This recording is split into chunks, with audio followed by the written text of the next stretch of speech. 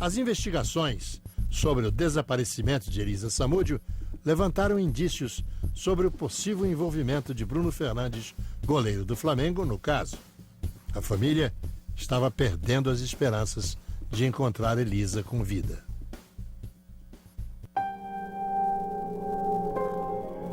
Elisa Samúdio nasceu em 1985. Um ano depois, seus pais se separaram e ela morou com o pai até os 18 anos, quando foi para São Paulo tentar carreira como modelo. Sempre fui uma criança adorável, né? Eu lembro, hoje, esses dias até estava lembrando do nascimento dela, que eu fiquei grávida e quando eu estava de 4 meses eu separei do pai dela. Houve a separação porque ele queria que eu abortasse ela. Ele não queria filho. Eu me separei, fiquei um tempo separado dele. E daí quando eu estava praticamente quase no fim da gravidez que nós voltamos. Inclusive a mãe dele, a gente vivia junto, a mãe dele mudamos de casa. Eu lembro que foi nessa mudança, que se não me engano, era uma quinta-feira, né? Quando foi meia-noite, eu lembro que comecei a sentir as dores do parto. Era uma sonhadora. Ela era uma sonhadora. O que aconteceu com a Elisa é que dentro de casa ela já não vivia bem. O pai dela a assediava sexualmente, tá? Então ela fugiu do pai. Eu ouvi conversas, pessoas da cidade lá que disse que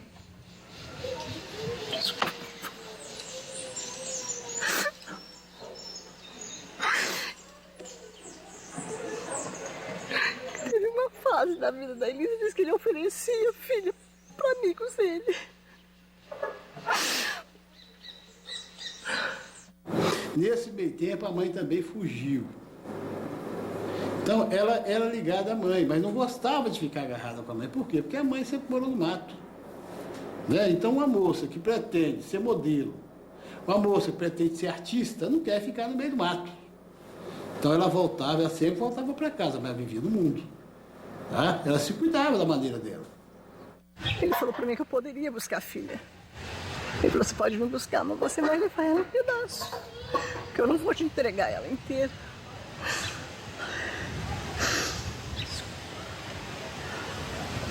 Tem gente que às vezes me condena porque você abriu mão da sua filha. Entre ter minha filha viva nessa época e ter ela morta, eu preferi ter ela viva. Ela gostava de futebol, ela, como o pessoal diz na gíria aí, uma famosa Maria Chuteira. Saiu do Paraná, veio para São Paulo, ganhar a vida dela. Tem jogador que pega e te liga dos Estados Unidos com o teu telefone, sabe que você já saiu com vários e ainda quer falar que não ligou. É complicado, né? Dos Estados Unidos com a seleção em pré-temporada ficar ligando. E frequentava as concentrações, os campos de treinamentos, porque ela queria ter contatos e gostava de jogadores de futebol. Alguns por MSN, outros porque amigos influentes em comum que passa contato, outros porque rouba seu MSN com outros jogadores. Tem pagode também, amigas que conhecem essas coisas. As mocinhas que frequentavam a porta dos estádios e dos treinamentos dos jogadores, em regra, eram realmente tribufus. Hoje em dia, não. Mudou a perspicácia de que ali tem muito dinheiro e que para que eu chegue a poder, eventualmente, desfrutar deste muito dinheiro, eu tenho que ter alguma fama, eu tenho que fazer alguma coisa que me torne conhecida, né? E eu tenho que ter uma boa estampa. Não vamos nos enganar, né? Esse submundo, né, por assim dizer, é de alguma maneira o submundo da prostituição. Há prostituições mais rasteiras e há prostituições mais sofisticadas. Estamos tratando aí de uma média sofisticada, porque está tratando com boleiro. São níveis diferentes.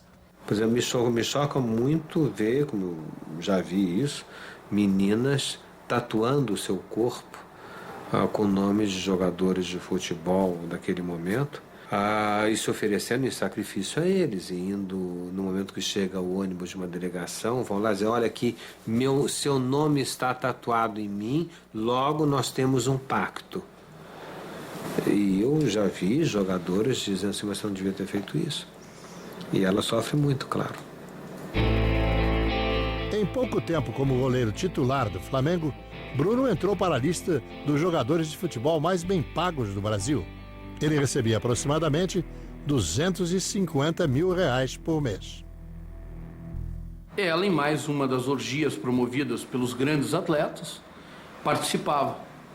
Ela, o que fala por ela, é o que ela escreveu. O ser humano é o único arquiteto do seu próprio destino. Eu não estou aqui para apontar A, B ou C. Mas ela é uma atriz pornô, reconhecidamente atriz pornô. Quem filma aí tem contrato e tem 4 filmes publicados, filmes em plena exibição aí no Brasil e no mundo. Eu posso chamá-la de uma atriz pornô. Ela é uma pessoa de que você não tem um registro em carteira de trabalho. Para mim, uma profissional do sexo. Cláudio Daledoni Júnior é advogado criminalista e defendeu o Macarrão no início do processo. Quem é essa garota? Quem é essa menina? Qual é o passado dela? Modelo? Que é esse modelo?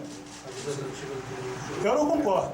Participou de uma orgia com jogadores de futebol e acabou engravidando. Então, uma menina que estava ali buscando efetivamente alugar a sua barriga, garantir o seu futuro. Às vezes a gente chega para mim, mas sua filha fez filme pornô, fez isso, fez aquilo. Eu falei assim, quem que é você para condenar? Você não sabe as condições que ela estava vivendo, você não sabe o porquê que ela fez isso. De repente foi a maneira que ela tirou para a sobrevivência dela. Os réus tentaram denegrir de toda forma a figura da Elisa, falando que era prostituta, falando que ela era atriz de filme pornô.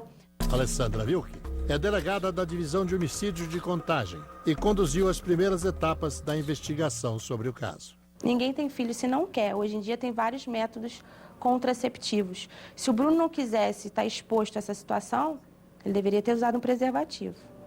E até o que ele deveria fazer, até porque ele tinha uma esposa na época, né? Porque ela não era namorada, ela não encontrou o Bruno numa praia, ela não encontrou o Bruno num shopping, ela não era uma fã, que acabou se transformando efetivamente numa namorada e ficou grávida. Ela pontualmente participava de uma orgia com jogadores de futebol e de lá saiu afirmando que estava grávida do goleiro Bruno. Mesmo sem o mandato de busca, a polícia seguiu imediatamente para o sítio de Bruno para apurar a denúncia anônima. Lá, avistaram uma mulher com um bebê e suspeitaram ser o filho de Elisa.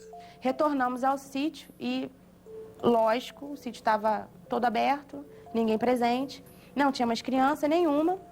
Uns minutos depois chegou o Helenilson, que seria o administrador do sítio e amigo de infância do Bruno. Ele de pronto me negou, falou, não existe uma criança de colo aqui não, só tem as 2 meninas que é filho do seu Bruno e da dona Daiane.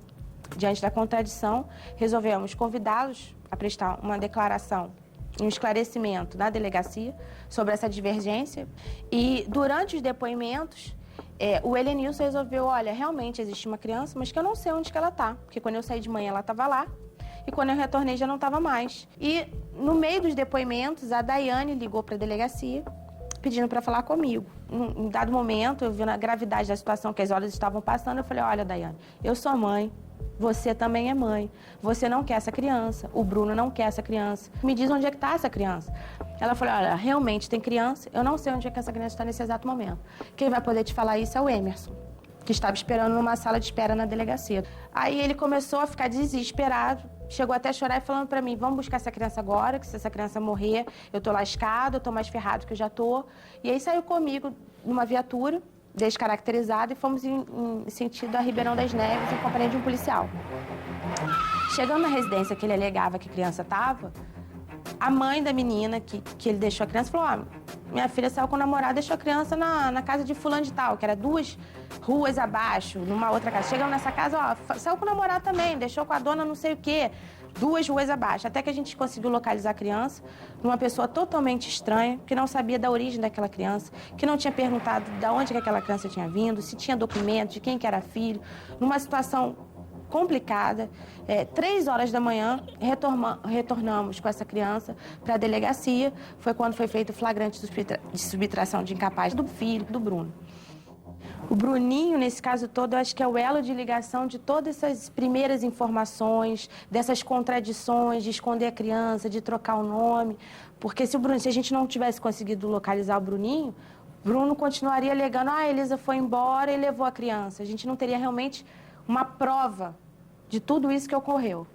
Em maio, eu lembro que eu fui acordada pelo meu marido e eu acordei e estava em lágrimas mesmo, né? Ele falou, você estava chorando, e eu estava mesmo, estava com o rosto todo molhado. Ele falou, o que foi? Eu falei, não foi nada. Não falei para ele, né? Eu e a minha sogra, a gente somos muitos amigos, eu nem chamo a minha sogra de sogra, eu falo minha mãe, né? E eu cheguei e falei para ela que eu tinha sonhado que a Elisa tinha sido assassinada e tinham matado ela e haviam jogado ela dentro de um poço. O emaranhado de evidências e contradições envolvendo o goleiro Bruno chocou a opinião pública e ganhou repercussão internacional.